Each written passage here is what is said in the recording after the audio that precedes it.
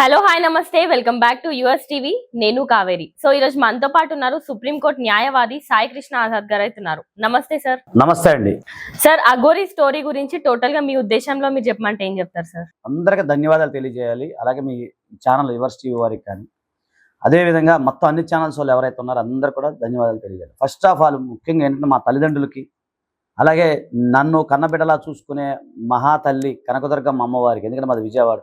So Vijayawada ప్రాంత వాస్తవులందరికీ కూడా, అలాగే నేను పుట్టి పెరిగిన ఏరియా కృష్ణలంక ప్రాంత వాస్తవులందరూ కూడా పేరు పేరున ధన్యవాదాలండి. ఎందుకంటే ఈరోజు నేను ఈ స్థాయికి ఉన్నానంటే కారణం ఇన్ని విజయాలు సాధించాను అంటే ఆ మహాతల్లి కనకదుర్గమ్మ అమ్మవారి దయ. ఫస్ట్ నేను చెప్పాలి, ప్రతి ఛానల్లో కూడా అదే చెప్తున్నాను. సో ఇప్పుడు ఈ అఘోరి కాన్సెప్ట్ విషయానికి వస్తేనండి, అసలు స్టార్టింగ్లో నేను మీలాగే అంటే అందరిలాగే నేను కూడా అంటే ఈ అఘోరి మాత అనగానే నమ్మేశాం. ఎలాగంటే ఇప్పుడు ఎక్కువ జనరల్గా విజయవాడ పీపుల్ ఎవరైనా కూడా అమ్మవారు అంటేనే సహజం అది. సో మాకు తల్లి ఆమె కాబట్టి ఆ విధంగా నేను కూడా స్టార్టింగ్లో ఈ అఘోరి మాత, కాళికాదేవి అమ్మవారు రూపము ఇవన్నీ అనుకునేవాడిని. సో అందరు నమ్మారు. నమ్మిన తర్వాత కూడా సరే ఆమె కొన్ని సందర్భాల్లో సనాతన ధర్మం, అలాగే హిందూ ధర్మ పరిరక్షణ, గోరక్షణ, స్త్రీలపైన అత్యాచారాలు ఇవన్నీ అంటే ఓకే సహజంగా నమ్మాం. నమ్మిన తర్వాత ముత్యాలమ్మ ఘటన జరిగినప్పుడు, విగ్రహాలు జరిగినప్పుడు వచ్చింది కొద్దిగా అడావుడు చేసేసరికి మనం కూడా ఇంకొకటి ఆమె నేను లేడీ అనుకున్నాను. అందరిలాగా నేను లేడీ అనుకున్నాను. లేడీ అనుకుంటే సరే ఈమె లేడీ అంత బాగానే ఉంది, సనాతన ధర్మం కోసం ఎవరొకరు పనిచేస్తూ ఉన్నారు కదా, చేయనివ్వండి మంచిదే, మనకు కూడా కావాల్సింది అదే కదా. ఈ లోపల ఆమె చాలా పాపులర్ అయిపోయింది. సో ఆమె అనకూడదు, ఇప్పుడు వాడు అనాలండి, అప్పుడు ఆమె ఆమె అన్నా కానీ. సో అలా పాపులర్ అయిపోయింది. తర్వాత నేనేం జరిగిందంటే ఒకరోజు మా ఇంటికి దగ్గరలో మాకును ఇప్పుడు వర్షం వాళ్ళు ఉండేది 6-7 కిలోమీటర్లు. మంగళగిరి ఎంత ఉండే, విజయవాడ మంగళగిరి ఎంత దూరం పక్కనే. సో నేను ఉండేది కనకదుర్గమ్మ వారధి పక్కనే, జస్ట్ మన హైవే పక్కన మా ఇల్లు. ఆ నుంచి అంతా 5-6 మహా హార్డ్లు అయితే 5 లేదా 6 లేదా 7 అంతకన్నా ఏమి ఉండదు. సో అక్కడ ఇతను హడావుడి చేస్తూ ఉన్నాడు. పోలీసు వారు నగ్నంగా బట్టలు లేకుండా రోడ్డు మీద కూర్చున్నప్పుడు పోలీసు వారు బలవంతంగా ఆయన తీసుకొని దాంట్లో వేసేయటం, అలాగే ఇబ్బంది పెట్టారు. సో నేను ఆలోచించాను, ఇదేంటి పోలీసు వారు ఇట్లా ఇబ్బంది పెడతా ఉన్నారు, ఇతను తిరగడానికి ఇబ్బంది అవుతుందేమో, సనాతన ధర్మ పరిరక్షణ కోసం అంటున్నాడు, హిందూ ధర్మ పరిరక్షణ కోసం అని చెప్పి అతను ఏదో ఒకటి చేయాలని చెప్పేసి ఒక న్యాయవాదిగా అప్పుడు నేను డీజీపీ గారికి లెటర్ రాసి ఆయనకి ప్రొటెక్షన్ తెప్పించాను. మొత్తం అది ఇచ్చారు, నాది ఇప్పుడు కొంత నేను మీకు పెడతాను చూడండి. సో దేవుడి వల్ల ప్రొటెక్షన్ వచ్చింది. అవి నేను ఆర్డర్ కాపీ ఆయన పంపాను. అతనికి ఫోన్లో చెప్పాను అన్ని వివరాలు. సరే తండ్రి, అప్పుడు తండ్రి అనే ఉన్నాను, తండ్రి అన్నాడు. సరే నాకు హ్యాపీ అనిపించింది, ఫోన్లో ఒక మంచి కార్యక్రమం చేశాం. అలాగే చాలామంది జర్నలిస్ట్ మిత్రులు కూడా, అలాగే సీనియర్లు కూడా, కొంతమంది పుర ప్రముఖులు కూడా అందరూ కూడా నన్ను యాక్సెప్ట్ చేశారు. చాలా హ్యాపీ. ఇప్పుడు ఎలాగ నన్ను ఎట్లా అంటున్నారో ఆ రోజు కూడా చాలా సంతోషించాను. అంటే నేను ఆ రోజు ఎక్స్పెక్ట్ చేసింది ఏంటంటే ఒక మంచి పని. ఇప్పుడు ఒక వ్యక్తి ఉన్నాడండి, ఒక వ్యక్తి ధర్మ పరిరక్షణ కోసం వెళ్తున్నాడు, ఆయనకు కొన్ని ఆయుధాలు కావాలి అనుకున్నప్పుడు మనం కొన్ని ఆయుధాలు ఇస్తాం. సరే, కానీ అతను ఆ ఆయుధాలు తీసుకొని మన మీద అటాక్ చేస్తున్నాడు. సో నేను అబ్జర్వేషన్ చేస్తూ ఉన్నాను. సరే సడన్గా నాకు మీకు ఓపెన్గా చెప్తున్నా, ఫిబ్రవరి ఎండింగ్లో ఈ ఎఫ్ఐఆర్ నమోదైంది. ఫిబ్రవరి 25 ఈ ఎఫ్ఐఆర్ నమోదైంది. ఆ నమోదైన తర్వాత నాకు ఒక మీడియా మిత్రుడు నాకు ఎఫ్ఐఆర్ పంపించాడు. అన్నా నువ్వు మామూలుగా అఘోరి అన్నావు, మంచిగా మీరు అఘోరి చేయాలి, ఏదో చేయాలి మీరు అన్నారు కదా, తీరా చూస్తే వాడు ఇంతమందిని మోసం చేశాడు అని చెప్పి పెట్టాడు.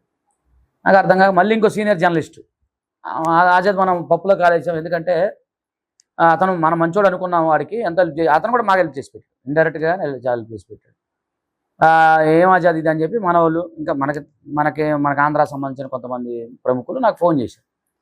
అయితే నాకు తెలియదు అన్న దాని గురించి అని చెప్పి నేను ఎవరైతే ఎఫ్ఐఆర్లో ఉన్నది కదా, ఆ పేరేశ్వర వినిత, ఎందుకంటే ఆల్రెడీ బయట పేరు పడింది కదా చెప్పేస్తాను, నేను ఒక ప్రొడ్యూసర్. సో ఆమెకి ఫోన్ చేశాను, నేను ఆమెకు ఫోన్ చేసి ఆమె నన్ను గుర్తుపట్టింది, ఎందుకంటే నన్ను చూసింది ఆల్రెడీ అఘోరికి సపోర్ట్ చేస్తాను. అవును సార్ అజిత్ గారు ఇట్లా నన్ను, నిజమే అది వాస్తవమే, 10 lakhs కానీ వివరాలు నాకు చెప్పిందమ్మా. సరే మేడం, మరి దీని మీద మనం గట్టిగా పోరాడదాము అది అని అంటే, లేదండి నేను కొద్దిగా ఇంట్లోంచి బయటికి రాను, ఎందుకంటే వాళ్ళకు కొన్ని ఉంటాయి కదా, సో నేను రానండి, మీరు అర్థం చేసుకోండి అన్నారు. సరే మేడం అని చెప్పి ఇది మన ఛానల్లో కూడా వేద్దాం అనుకున్నాం. కాకపోతే కొంచెం మన ఎథిక్స్, అదే మీ ఛానల్ కానీ మన ఛానల్లో ఏంటంటే కొద్దిగా మన ఎథిక్స్ మీరు పాటిస్తారు కాబట్టి మీ ఛానల్లో చాలా గ్రేట్ థింగ్ ఆ విషయంలో. సో నేను ఆ ఛానల్కి ఇచ్చినా కూడా వద్దులేండి అనుకున్నాం. అంత జనరల్గా ఆ రోజు నేను బయట పెట్టాల, ఛానల్ ద్వారా మీరు కూడా ఏం బయట పెట్టాల, అది సంతోషం అనిపించింది. సో అది క్లియర్ అయిపోయిందండి. అది క్లియర్ అయిపోయిన తర్వాత మళ్ళీ ఏమైంది, వర్షిణి విషయం వచ్చింది. దాదాపు పోయిన ఇదే రోజుల్లో వర్షిణి పేరెంట్స్ మా దగ్గరికి వచ్చారు. వర్షిణి పేరెంట్స్ అట్లా మనకి విజయవాడే కాబట్టి ఆ విష్ణు అన్నాయనికి నేను తెలుసు ఆల్రెడీ, వాళ్ళ ఛానల్ ఆజాద్ ఇట్లా చేస్తున్నాడు కానీ వాళ్ళు మనకు కాంటాక్ట్ అయ్యారు. విజయవాడ వాళ్ళు మాకు దగ్గర తెలిసిన పర్సన్ నుంచి కాంటాక్ట్ అయ్యి విష్ణు నాకు ఫోన్ చేశాడు, ఆజాద్ గారు మీరే పెంచి పోషించారు, వాడు ఇట్లా తయారు చేస్తున్నాడు, వాడు తిమింగలం అయిపోయాడు ఈరోజు, సో ఇట్లా ఇబ్బంది అవుతుందండి అని చెప్పాడు అన్నమాట.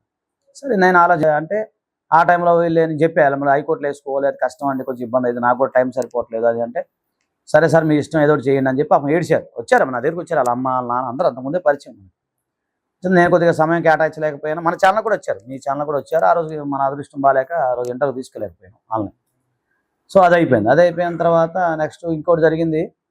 వాళ్ళు వెళ్ళిపోయారు. తర్వాత వర్షిని తీసుకొచ్చారని చెప్పి నేను చూస్తున్నా. తర్వాత ఫోన్ చేశాను, విష్ణుకి ఫోన్ చేస్తే ఆయన ఎత్తలేదు. ఎత్తిన తర్వాత మళ్ళీ తర్వాత ఫోన్ చేశాడు. సార్ మీరు ఏమనుకోవచ్చు సార్, పక్కన వర్షిని ఉంది, నా ఫోన్ ఆజాద్ ఫోన్ ఎత్తద్దని చెప్పింది, అతను ఏదో ఒకటి చేస్తాడు, ఎందుకో లేని ఫోనే వద్దు ఎత్తద్దని చెప్పింది సార్ అని మనోడు చెప్పాడు. సరే బాబు మంచిదే కదా అని చెప్పి ఆ తర్వాత నేను చూస్తే ఏదో ఛానల్లో ఆమెకి జాబ్ ఏదో ఇచ్చారని చెప్పి సంతోషపడ్డా. ఫోన్ సెటిల్ అయిపోయింది మ్యాటర్ అని చెప్పి అనుకున్నాను. అనుకుంటే ఒకరోజు సడన్గా శివరుద్ర స్వామీజీతో నేను మామూలుగా క్యాజువల్గా మన ఛానల్ కూడా వచ్చారు, ఆయన చాలా ప్రోగ్రామ్స్ ఇచ్చారు. క్యాజువల్గా వచ్చి ఆయన మాట్లాడారన్నమాట. మాట్లాడి అయితే నేను కూడా క్యాజువల్గా ఏం చేశాను, ఆ రోజు శివరుద్ర స్వామికి ఫోన్ చేశాను. స్వామీజీ ఏంటి అంటే అంతకుముందు 2 సార్లు చూశాను, మాట్లాడాను, జస్ట్ ఫోన్లో పరిచయం అన్నమాట. ఏం స్వామీజీ ఏం జరిగింది ఏంటంటే, వాడిది నీకు తెలియదు ఆజాద్ గారు, అసలు వాడు మామూలుడు కాదు అని చెప్పి మొత్తం చిట్టా అంతా చెప్పుకొచ్చాడండి. మొత్తం చెప్పుకొచ్చిన తర్వాత నాకు ఇదేం షాకు, ఇదేంట్రా అరే మనం మంచోడు అనుకున్నాం, ఇదేంటి ఇట్లా చేస్తున్నాడు అని చెప్పి నేను ఇంకా మన మిత్రులు జర్నలిస్ట్ మిత్రులు కొంతమంది ఫోన్ చేశాను.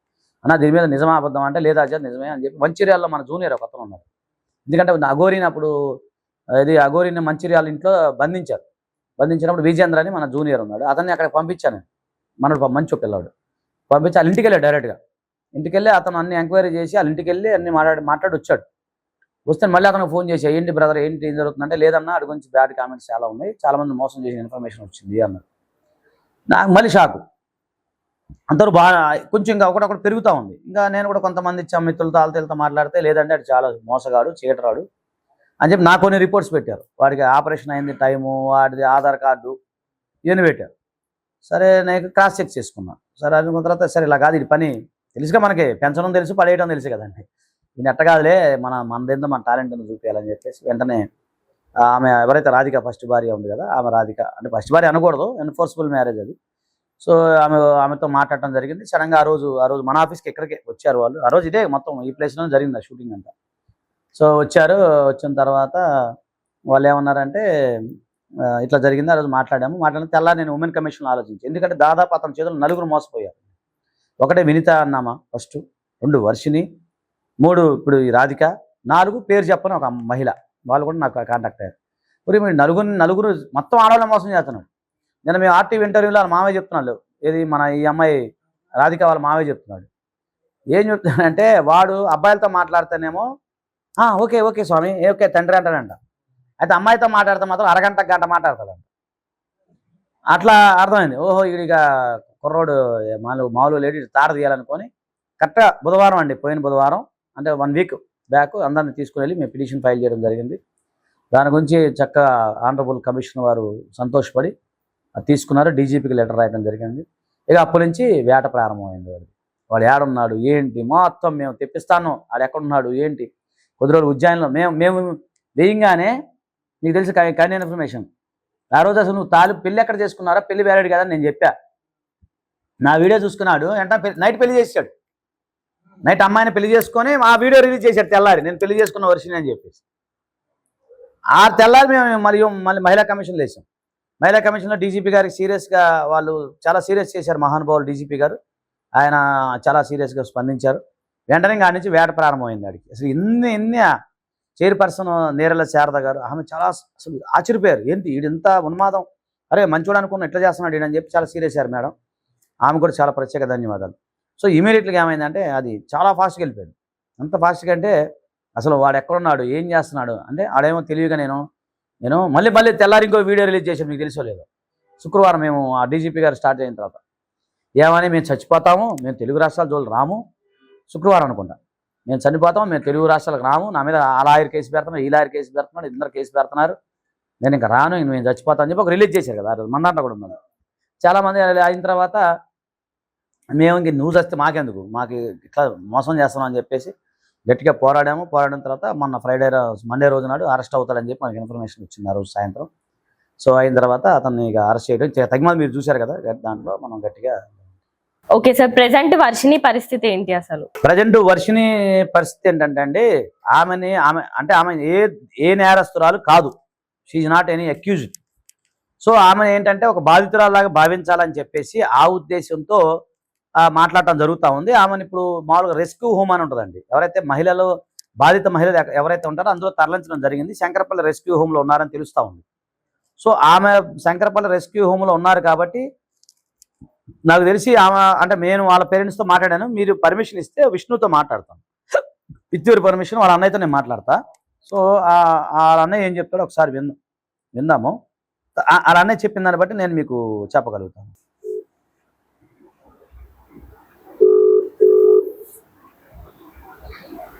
నమస్తే అండి విష్ణు గారు.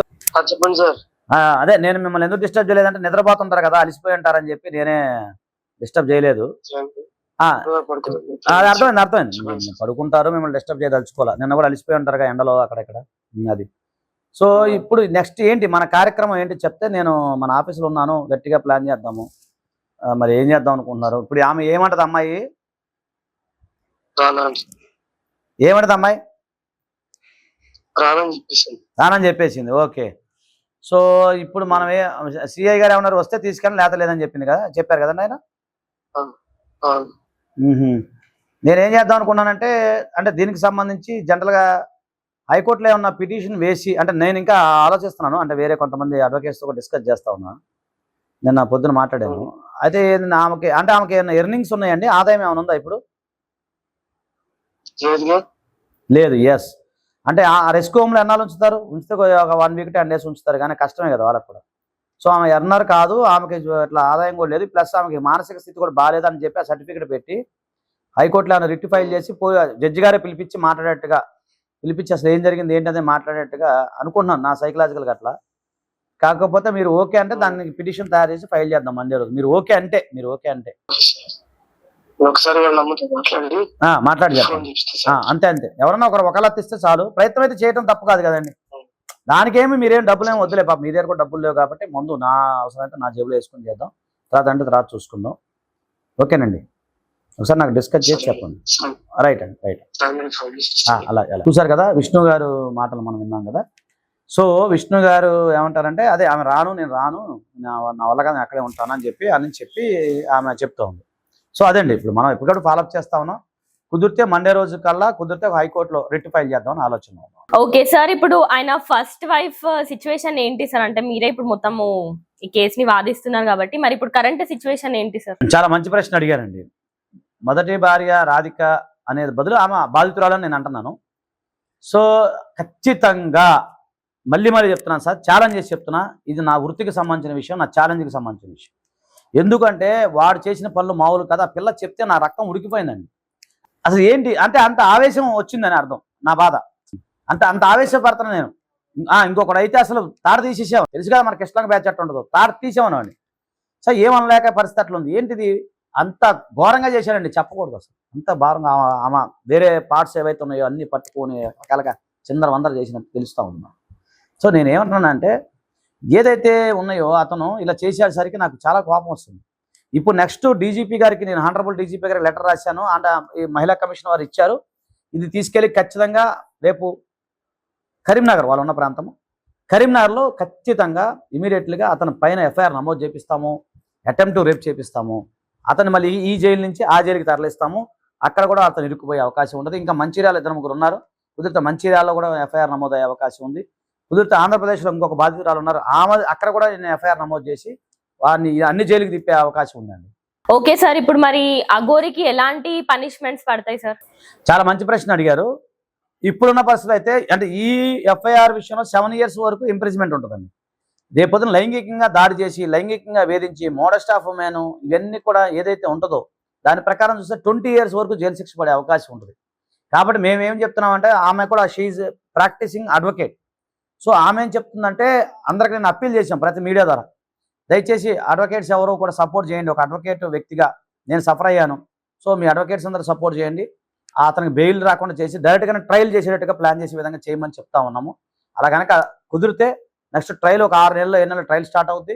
ఇమీడియట్గా అతనికి జైలు శిక్ష ఉంటుంది. అతను నిజం చెప్పాలంటే జైలు నుంచి బయటకు వచ్చే అవకాశాలు కూడా లేవు. ఇప్పుడు అసలు ఆ పెళ్లి చెల్లుబాటు అవుతుందా సార్? ఎస్, మంచి ప్రశ్న అడిగారండి. అఘోరి పెళ్లి అనేది చెల్లదు. అఘోరి వర్షన్ పెళ్లి చెల్లదు 100 సార్లు చెప్తాను. ఎందుకంటే 12 ఆఫ్ హెచ్ఎం యాక్ట్ కొట్టండి, ఇప్పుడే కొట్టండి గూగుల్లో చూడండి, HM act 12. So HM act 12 అని మీరు ఎప్పుడైతే కొడతారో ఆటోమేటిక్గా ఒక ఇంపార్టెంట్ పర్సన్కి పెళ్లి ఏదైతే ఉందో అది చెల్లదు. పెళ్లి అనేది అది చెల్లదు. ఎందుకంటే ఒక వ్యక్తికి ఇంపార్టెంట్ అయినట్లయితే అది చెల్లదని క్లియర్గా ఉంది. అతను ఇంపార్టెంట్ అని దేశం అంతా తెలుసు, వారికి అంత సీన్ లేదు కాబట్టి అది పెళ్లి ఎట్లా చెల్లుబాటు అయింది. సో పెళ్లి చెల్లదు. దాని మీద కూడా మేము ఛాలెంజ్ చేసే అవకాశం ఉంటుంది. ఓకే సార్, ఇప్పుడు అఘోరికి బెయిలే వచ్చేసింది, మరి నెక్స్ట్ పరిస్థితి ఏంటి సార్? బెయిల్ ఇప్పుడైతే రాలేదు కదా, నెక్స్ట్ బెయిల్ అప్లికేషన్ వేస్తారు, అంటే ఇవాళ రేపు వేస్తారేమో నాకు తెలిసి. బెయిల్ మీద ఒకవేళ వస్తే అతను జనరల్గా యథావిధిగా ట్రయల్ స్టార్ట్ అవుతుంది, ఛార్జ్ షీట్ ఫైల్ చేస్తారు, ట్రయల్ స్టార్ట్ అవుతుంది. కాకపోతే ఏంటంటే మేము అదే అంటున్నాం, బెయిల్ రాకుండా చేయడానికి మేము ప్రయత్నం చేస్తాం. ఒకవేళ బెయిల్ వస్తే దాన్ని హైకోర్టులో ఛాలెంజ్ చేసి మేము బెయిల్ రద్దు చేయడానికి మేము ప్రయత్నం చేస్తాం, ఖచ్చితంగా చేస్తాం. దాంట్లో సార్ అఘోరి ఇప్పుడు లేడీస్ అనుకోవచ్చా జెంట్స్ అనుకోవచ్చా? అంటే ఇప్పుడు ఆయన లేడీస్ సెల్ లో పెట్టినారా జెంట్స్ సెల్ లో పెట్టినారా సార్? ఇప్పుడున్న పరిస్థితులు అయితే మనకు వచ్చిన సమాచారం మేరకు చెంచలగూడలో ఆడకు సంబంధించిన ఆడ ఖైదీలు ఉండే జైల్లో ఉన్నారని తెలుస్తా ఉంది. దాంట్లో ప్రత్యేక గదిలో ఏమైనా పెట్టి సీసీ కెమెరాల పర్యవేక్షణ ఉంచారని చెప్పి మనకు తెలుస్తా ఉంది. ఓకే సార్, ఇప్పుడు మరి అఘోరికి ఏమైనా స్పెషల్ ఫుడ్స్ ఏమైనా అరేంజ్మెంట్ చేస్తున్నారా సార్? అంటే ఇప్పుడు ఈయన చాలా ఫేమస్ కదా, ఈయనకి స్పెషల్ గా ఫుడ్స్ ఏమైనా ఉన్నాయా, లేదంటే నార్మల్ గా అందరికి పెట్టే ఫుడ్స్ పెడుతున్నారా సార్? అలా ఏముండదండి, స్పెషల్ ఫుడ్ ఆయన విఐపి కాదు, ఏం కాదు. స్పెషల్ ఫుడ్లు అలాంటివి ఏముండవు. నార్మల్గా ఎవరితో పాటు వాళ్ళకి జైలు నిబంధనల ప్రకారం ఫుడ్ జరుగుతుంది. దాని గురించి ఏమి స్పెషల్ ట్రీట్మెంట్ అంటే ఏముండదు. Okay sir, thank you so much sir. Thank you అండి.